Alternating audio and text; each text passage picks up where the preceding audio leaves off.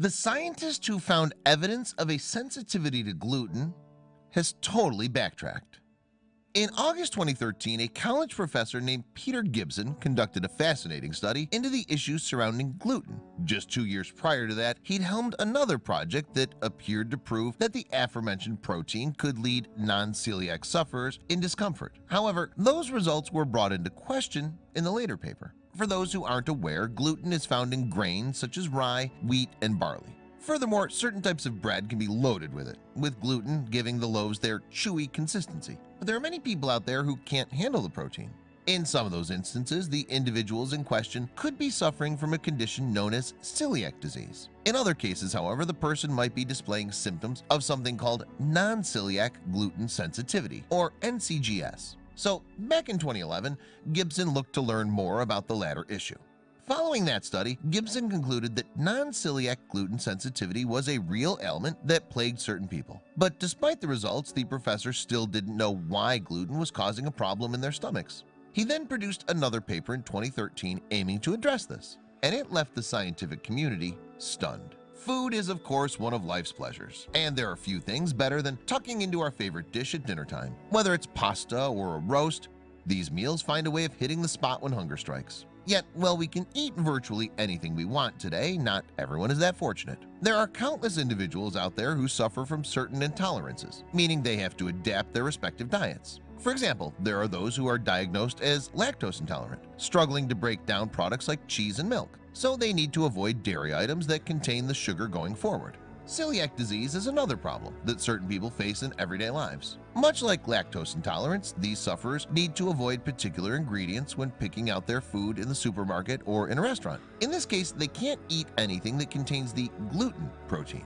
On that note, the medical website WebMD provided a thorough breakdown of the disorder via an in-depth post. It read, "About 3 million Americans have celiac disease, an autoimmune disorder that's triggered when they eat gluten. When someone with the condition eats something with gluten, their body overreacts to the protein." The post continued, "The gluten damages their villi, which are the very small finger-like projections found along the wall of the small intestine. When the villi are injured, the small intestine can't properly absorb nutrients from food. Eventually, this can lead to malnourishment as well as loss of bone density, miscarriages, and infertility." At that stage, the medical website then made a very important point about the condition. For you see, there are some who can't eat wheat altogether due to allergies. So when it comes to differentiating the symptoms between an allergic reaction to the grain and celiac disease, there are things to look out for. The WebMD post explained, "If you're allergic to wheat, you may have itchy or watery eyes or hard time breathing if you eat something that has wheat in it. But if you have celiac disease and accidentally eat something with gluten in it, you may have intestinal problems like diarrhea, gas, or constipation." Alongside those symptoms, other signs might include heartburn, a skin rash, stomach pains, and a loss of weight. However, as the post went on to reveal, these problems really do vary for sufferers of celiac disease, and there are several cases where the individual doesn't display any of the aforementioned issues. The post added, "Most people with celiac disease never know they have it. Researchers think as few as 20% of people with the disease ever get a proper diagnosis. The damage to the intestine is very slow, and symptoms are so varied that it can be years before someone gets a diagnosis." But while celiac disease is a fairly well-known condition, not everyone with the sensitivity to gluten has it. Instead, they might have NCGS, which we mentioned earlier. According to the New York Times in 2014, 18 million people in the US suffered from it at that time. As many of us know, more people appear to be buying gluten-free products outside of that group. The newspaper reported, furthermore, that sales of those items had reached around $10.5 billion back in 2013. Keeping that number in mind, the vice president of NPD Group, a market research business, tried to explain why the figures were so high. Harry Balzer said, "I see this as part of the current American concern with digestive health, which is also responsible for the yogurt boom. About 30% of the public says it would like to cut back on the amount of gluten it's eating. And if you find 30% of the public doing anything, you'll find a lot of marketers right there too." To back up Balzer's point, Vice President of Damon Worldwide Virginia Morris weighed in with their thoughts as well. For her part, she believed that the jaw-dropping sales figures of gluten-free products was a sign of a much larger trend across the world. Speaking to the New York Times, Morris said, "There are truly people out there who need gluten-free foods for health reasons. But they're not the majority of consumers who are driving the market. The reason I do believe this has legs is that it ties into this whole naked and free from trend. Morris added, "I think we as a country and as a globe will continue to be concerned about what's going into our food supply." Away from that, an employee at General Mills shared their opinion on the subject too. Rebecca Thompson, who plies her trade as a marketing manager, made an interesting observation while talking to the newspaper. Thompson said, "When you think about the dynamics in a household where there are likely to be 3 other people eating at the same time as one person with celiac or gluten sensitivity, it's much easier to prepare one meal for everyone. Furthermore, sales of gluten-free products are expected to more than double by 2025, according to the firm Research and Markets." Prior to that remarkable growth, though, one person in particular took a keen interest in this area. While the likes of Thompson, Balzer, and Morris looked at the business side of things, Peter Gibson shed some light on the science behind gluten sensitivity, and few people could have predicted what happened next.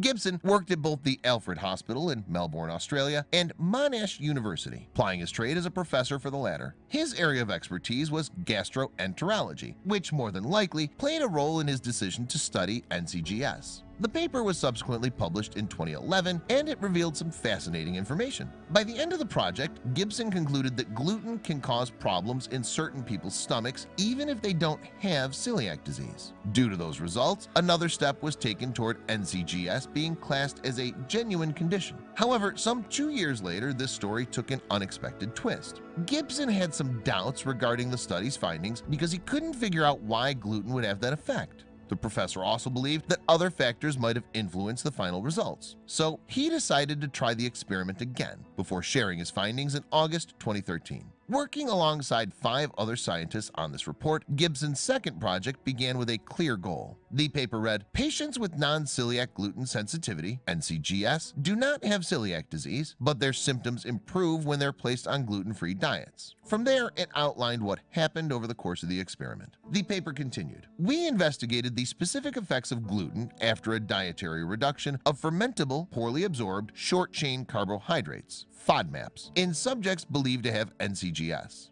We performed a double-blind crossover trial of 37 subjects with NCGS and irritable bowel syndrome, but not celiac disease. The group was then split into different categories, and for the next 2 weeks, the 37 patients were assigned diets that consisted of reduced FODMAPs. At the end of that period, they were then given one of 3 regimens for the following week. The first was known as a high-gluten diet, while the other 2 were referred to as low-gluten and control. For those who ended up in the high-gluten category, they consumed about 16 grams of the protein each day. As for the low-gluten diet, that involved a mixture of both gluten and whey, which is another protein. Lastly, the control regimen consisted of whey on its own. Off the back of that, Gibson and his team moved ahead to the next stage. A couple of weeks later, 22 of the 37 patients were split up into groups again, consisting of 3 more different diets. In this instance, though, the regimens were referred to as gluten, whey, and control, with each one lasting for 3 days. Of the trio, only control didn't contain any proteins. By the end of the project, Gibson and his colleagues had some intriguing results. The research paper explained, "In all participants, gastrointestinal symptoms consistently and significantly improved during the reduced FODMAP intake, but they significantly worsened to a similar degree when their diets included gluten or whey protein." The paper added, "Gluten-specific effects were observed in only 8% of participants. There were no diet-specific changes in any biomarker." Then, during the 3-day challenge, participant symptoms increased by similar levels among the 3 groups. Gluten-specific gastrointestinal effects were not reproduced. With that in mind, a breakthrough was seemingly made. As the results show, it was only a small number of patients that reacted badly to the gluten. But in the other instances, the flare-up of symptoms came when they took on the 3 different diets at the end. 2 of those regimens didn't contain the protein at all, and this led Gibson to a significant conclusion. Gibson admitted, "In contrast to our first study, we could find absolutely no specific response to gluten. In fact, it's believed that FODMAPs may be the real problem, with many confusing that with gluten intolerance. However, it's easy to understand why that might happen when you take a closer look at the situation. For you see, FODMAPs can be found in items such as bread, just like gluten is. And in another twist, the former is also dropped from gluten-free products. Due to that, one of Gibson's colleagues on the paper questioned the validity of NCGS as a real condition in May 2014. Jessica Biskursky told Reuters Health in an email, "There's a great deal of hype and misinformation surrounding gluten and wheat allergies and sensitivities. The group of so-called non-celiac gluten sensitivity remains undefined and largely ambiguous because of the minimal scientific evidence. This non-celiac gluten sensitivity entity has become a quandary." Biskursky's concerns were backed up by an additional project which was shared in April 2014 by the Nutrition in Clinical Practice journal. In that study, close to 150 people who claimed to suffer from NCGS answered a questionnaire about their condition, and incredibly, 72% of them didn't fit the description of the issue. The report went on to reveal that 62% of those individuals hadn't been tested for celiac disease before. In addition to that, just under half of the participants also admitted that they self-diagnosed themselves with NCGS. Biskursky, for her part, then offered some important advice. If you haven't been checked for celiac disease but still have NCGS fears, Biskursky insisted that you don't cut the protein from your regimen, especially before seeing a doctor. She added, testing for celiac disease becomes less accurate and can take longer if gluten is already removed from the diet. Another breakthrough was also made regarding the gluten mystery by Gibson and his colleagues. As we previously mentioned, FODMAPs were deemed as the real culprit, but the scientists narrowed that down even further. In the end, they believed that the fructan sugar chain was the true cause of the stomach issues. This particular carbohydrate features in a number of different food products like cabbage, garlic, and onions. As for Gibson, he had one last thing to say on the matter, adding, gluten was originally assumed to be the culprit because of celiac disease, and the fact that people felt better when they stopped eating wheat, now it seems that initial assumption was wrong.